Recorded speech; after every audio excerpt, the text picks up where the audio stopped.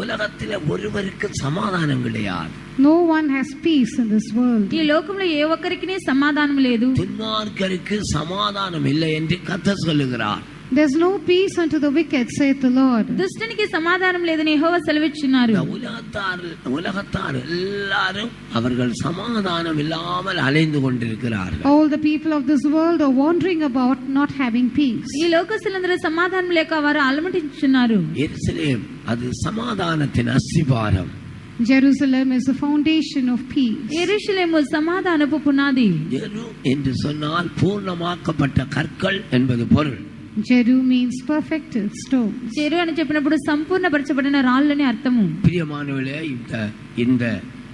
இந்த இடத்திலே ஜீவிக்கிறவர்கள் 4 விதமான பூர்ணத்தை உடையவர்களாய் இருக்க வேண்டும் என்று கர்த்தர் விரும்புகிறார். The Lord desires that those who live in this place should have 4 kinds of perfection. ఈ స్థలంలో జీవించే